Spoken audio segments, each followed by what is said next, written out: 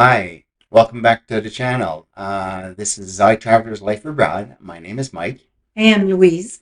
and if you haven't been to this channel, we live in Cuenca, Ecuador. We're Canadian, and today we'd like to talk to you about our 2+ years of living in Ecuador. So if you'd like to learn more about that, stay tuned.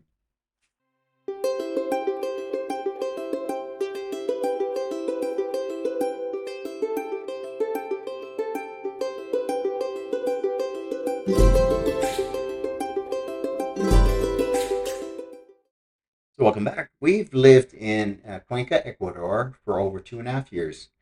And so, common question people may ask is why did we choose Ecuador? So, we were in Canada and we had traveled significantly throughout Mexico. We enjoyed the Latin American cultures and we did not enjoy snow and winters. So, we decided we needed to find a place that would be warmer throughout the year. So, we did research. Um, I'm not a very loving of you know warm and sticky temperatures, although my wife is. Yes, it's really nice when it's sunny and hot. Yes, but so we actually we're looking for a more temperate climate, and here in Cuenca it fit the bill. It also fit the bill for cost of living, which is very affordable, and the springtime weather here in Cuenca was really a major attraction for us compared to the coastlines where you get 84 and 85 degrees Fahrenheit with sticky 90% humidity, whereas here it's a temperate 50, 60% humidity. But on the coast, you get a lot of bugs. That's not really something it's fun. Yes, we're hard pressed to even see bugs here at our 8,400 feet of elevation, so that's a consideration. So that's essentially why we chose Ecuador. We because we really enjoy Latin American culture, and we've been learning Spanish, and um, and we like the weather year round. And being at the equator, it's 12 hours of sun and 12 hours a day, so you're not affected by seasons. So that was another plus for us. So another question that we get asked is, do we miss family? And we're retirement age. We have children and grandchildren. We have 4 grandchildren, and all of them live in Canada.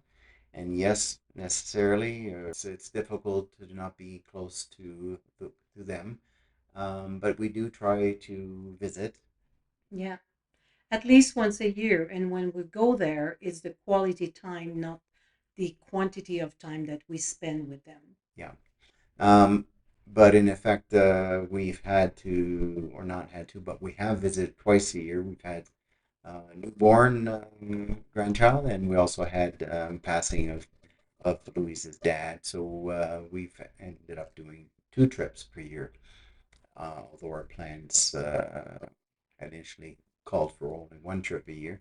But we make that good use of it by going back and seeing family, parents, and children, grandchildren, do a bit of shopping as well. So it's beneficial for that. But certainly you can't get away from, not having your family with you. But with the technology now that with you get FaceTime, you can talk to them and you can see them, see the progress of the little kids that growing up. It make us feel like we're there Yeah. and then we can see them, we can talk to them. It's a great thing. Yep. Yeah, and that's certainly in this modern age, it makes it quite a bit easier. We even have them on the large screen TV, and so it's just like being there. And so, in any event, that's it for missing family. It's a given, no Mm. question about it. A lot of our friend ask us if it's safe to live here. And certainly, Ecuador had a period where it was among the safest countries in Latin America, and it doesn't hold that title anymore. We do have issues with organized crime and cartels, and that's been all in the news.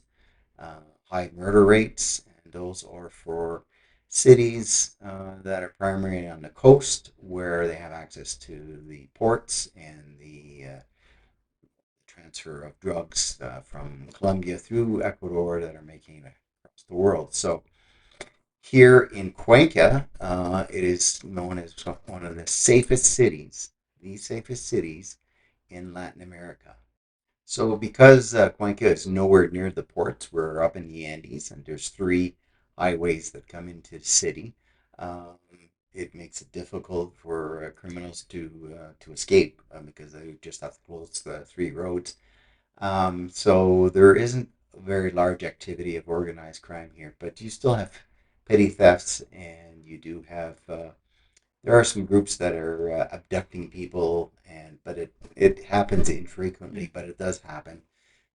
So we feel safe, but being retirees, we're not in bars and we're not out at late at night. Uh, my wife will take cabs, Yes, yeah, all the and time. all the time to get around. We do have a vehicle, motorbike. I've never encountered unsafe situations or going places that weren't safe that we had to escape. I also take the bus during the day and the Tranvia here, and I feel safe. Of course, you have to be uh, conscious of your surrounding, but That's it's true. like everywhere in Canada is the same thing. That's true. We've had friends that have had cell phones stolen from them. But that's, and they all admit is that they weren't thinking and they didn't look around. And so it's the same precautions you would take anywhere else in the world if you were among lots of people. So the next thing that we get asked is if it's easy to make friends in a foreign country when living there. In my mind, it is very easy to make friends in a different country. When you're expat here in Cuenca, they do have a lot of restaurant or sports bar or events that a lot of expat go. And you're going to sit in a restaurant, and the next time you go see them again, and they're going to ask you, "Oh, where you from? How come you're here? How long you been here?" And all kind of question, and then suddenly you became friends. Yeah, we've uh, we've made lots of friends here. Louise is the social butterfly, and we've got a calendar. And just to make this video, I had the book. But now Louise is involved in so many things. You can be volunteer for a dog shelter or an animal shelter, I should say, or daycare or anything. You can be involved as much as you want or as little as you want. And if you have an activity that you like to do, like for me, it's craft, you can find people that do the same thing as you do. You go on Facebook and bang, you get a meeting with somebody, have a coffee or lunch. Yeah, and Louise has a group here. They come several times a week, and they're doing crafts. Uh, we have our second bedroom. It's just a massive craft room, and there's people here all the time. And she puts on workshops, and so yeah, lots to do. Just yesterday, you went to a concert here. I went to a concert here in Cuenca and it was totally free, and there was a pop modern concert that was really nice to see, and that was a lot of eh, uh, people from different country like me, and a lot of people from here, Cuencanos. Yeah, That was and really that was at the good. University of Cuenca, University and of it was the Cuenca. student, the faculty of music and the students that did the show, so it was quite good. So yeah, lots to do. Because we're retired, a lot of our friends ask us, "Is that there anything to do here in Cuenca?" Yeah, when we first got here, we reached out to make some friends. Louise reached out to people on Facebook. We've got some very good friends that all started out by just going out for coffee. And next thing you know, you have a common interest. I fell in with a group of guys that motorbike and hadn't motorbiked in 38 years. And next thing you know, I own a motorbike and we're traveling and checking out things. But there are things to do. So I've got friends that go to private gyms. They're not very expensive, $35 a month.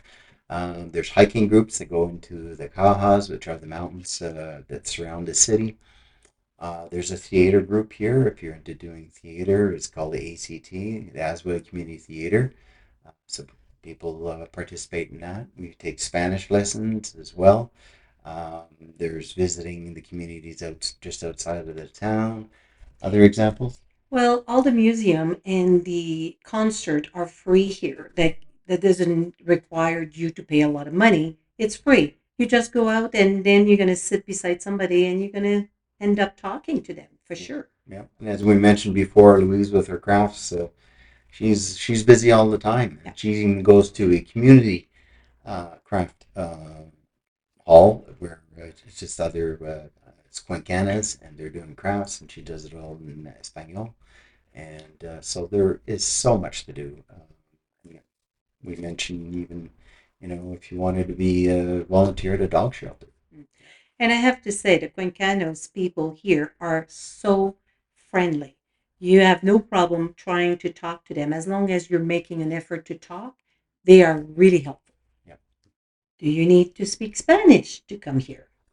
Well, you don't have to speak Spanish, and we had just very little from our travels in Mexico, but it is certainly something that you would want to learn. And we took it upon ourselves when we first got here to sign up with lessons, and we've been at it for 2.5 years now. And we're considered intermediate level. Now, it just makes life easier. Now, it's been said, oh, yeah, there's Cuencanos and Cuencanas that speak English. That's not been our experience. I mean, you might have some people, in a place that there's one person among the group that speaks English, but it's hard to rely on just getting around and hoping that somebody speaks English.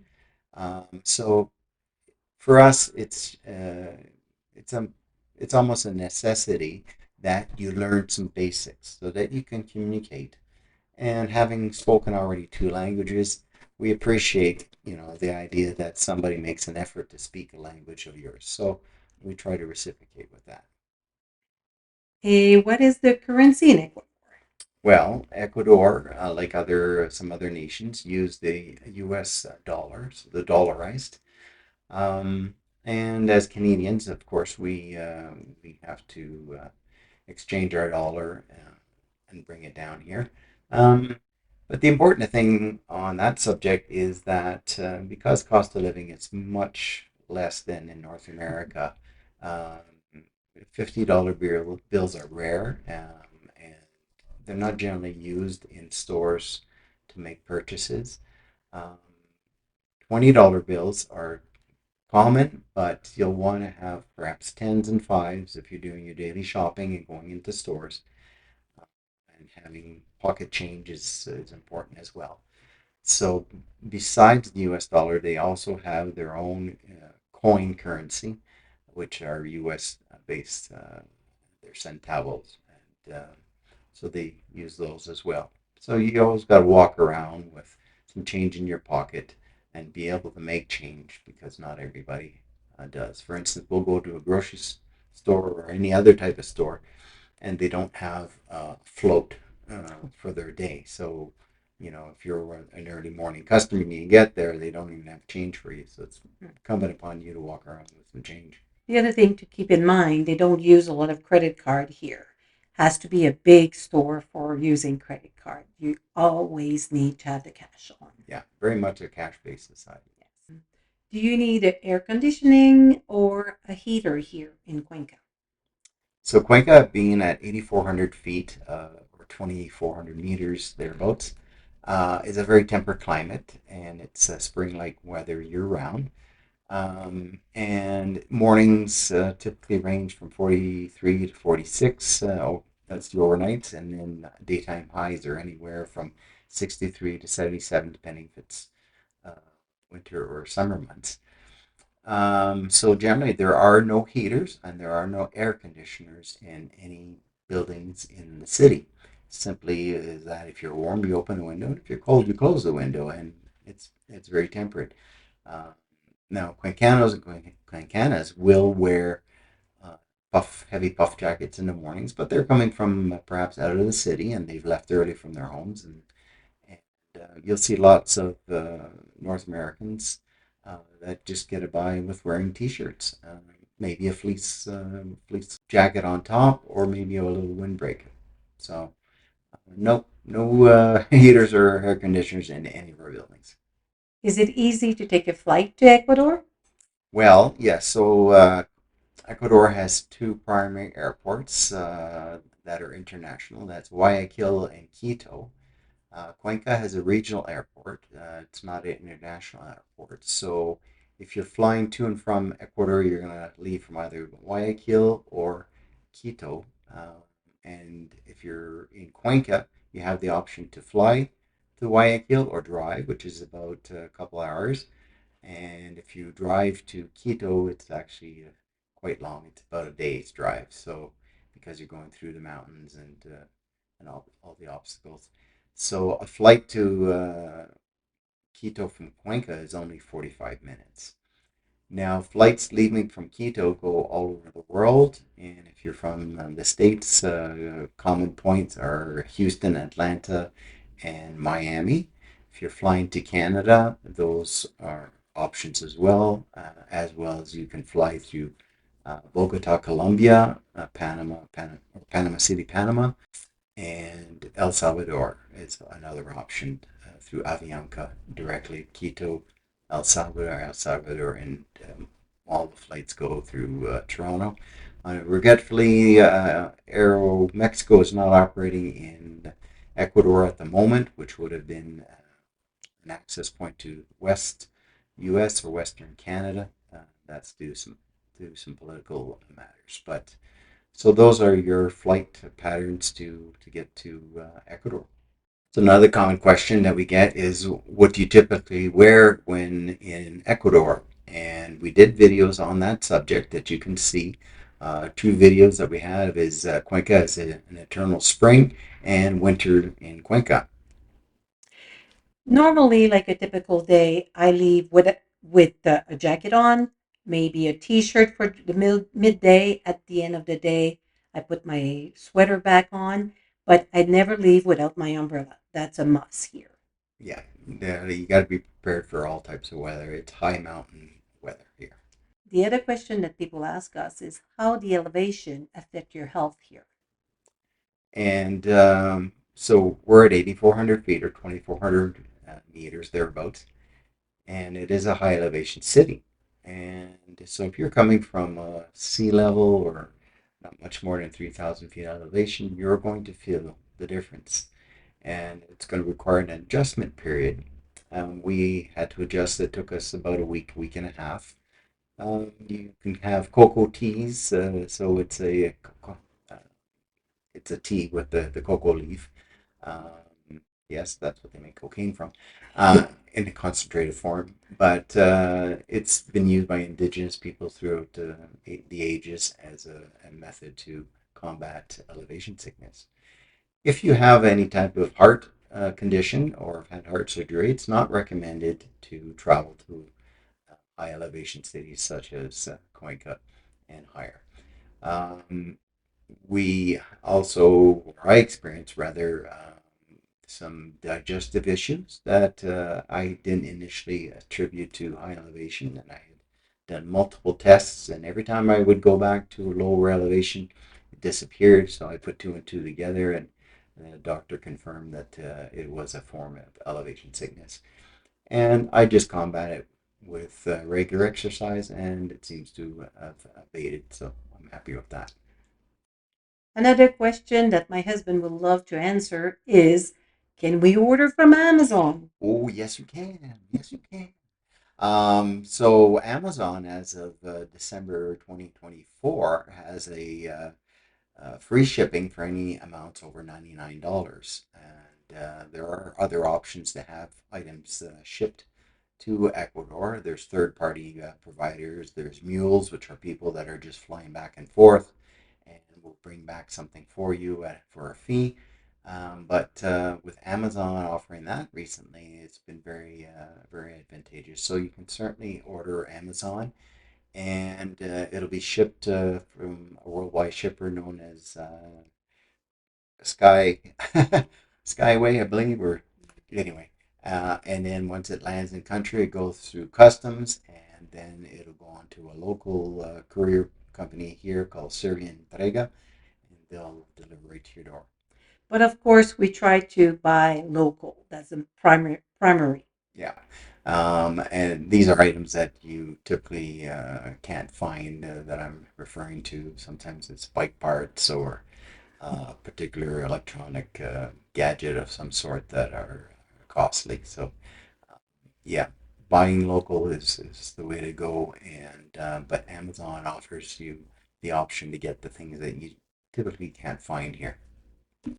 The other question is also, can we visit other part of the country in safety? Well, as we spoke about earlier, with the cartels operating in the coastal areas, uh, some of those areas are generally not safe. The city of Guayaquil is one of those. City of Esmeraldas and Salinas are areas where safety is questionable.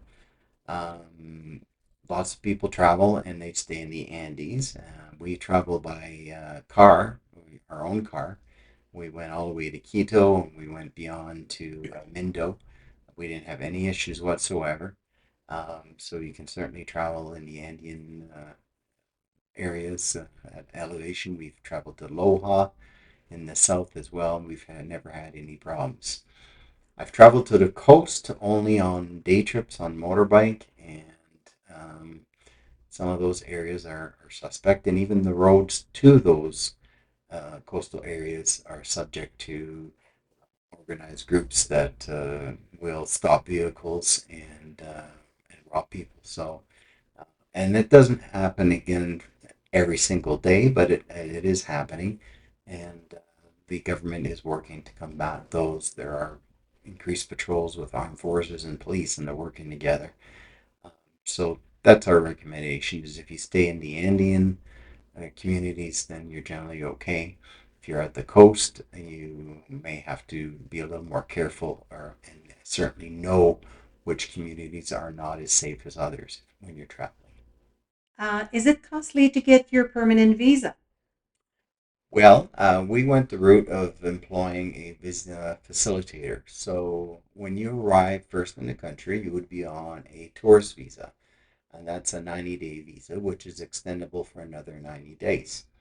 If you're moving here with the express purpose of obtaining a temporary visa, which is a 2-year visa, then you would commence the processes of obtaining that visa. You can either do it yourself or you can do it through a facilitator.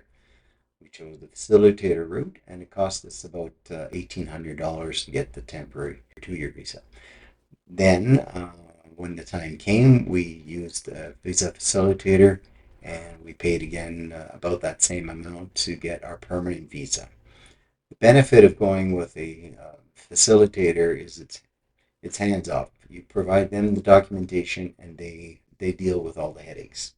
Now we've had friends that have gone the other route of hiring or doing it themselves, or hiring somebody at a lesser cost, and then they've had to do multiple trips to go to do various things, and there's a bit of more of a headache involved for them. Uh, so it's whatever you want to do. So you're looking at about, as I said, under $2,000 for your temporary 2-year visa, and another $2,000 for your permanent visa, which lasts permanently thereafter. Another question is, how is the healthcare here in Ecuador? We've had experience with the healthcare system, with Louise having some surgeries, and we made a video on that, so you can check that out. Um, on the subject of healthcare, we find it to be very good. The doctors are very good. Um, we have had use of dermatologist, a surgeon, and a general practitioner, enterologist, and they've all been very superb, very good service. On the subject of health insurance, well, that's a different thing. Being Canadians, where we have universal health care, it's a whole different experience with health insurance. It's been a hair pulling experience. We've changed companies, and for lack of a better term, it's almost a racket where there's all kinds of promises. Yes, this is covered, this is covered, and then when you try to make a claim, then it's the thousand questions, and you know, it just makes it so that you don't want to even file a claim. So our recommendation is get catastrophic insurance. You get run over by a bus, they got no choice but to cover you. But for everyday stuff. They don't do preemptive coverage. So if you want blood work because you got concerned of something, no, you have to have a symptom, and it's very difficult. But the healthcare itself, very pleased with the healthcare here in Ecuador. And it's very rapid. It's very quick, and most of the doctor are do speak English. Yes, it's very quick. I made an appointment last Friday, uh, and on the Monday morning, I was seeing my general practitioner. I went and got the blood work. I get the results later on in the afternoon. I mean, it's a very good service. We're very Yes. happy with it. So, after 2.5 years, would we have chosen a different country than Ecuador? And the answer is simply no. We're very pleased with our choice of moving here to Ecuador. Uh, Having said that, it's always good to have a plan B. If things were to go sideways, criminality or fall of a government, then it's always a good idea to have another country in mind. We don't know which country that would be at the moment, but we've given it some thought just in case.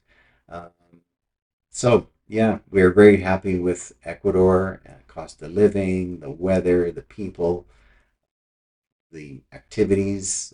It's been a very positive experience, and we would not consider anything else at this point in our lives. If you've enjoyed this video, please consider liking and subscribing. We produce content about living here in Ecuador, and we intend to produce much more. So please stay tuned. Come back and see us. Thanks for watching. Thank you.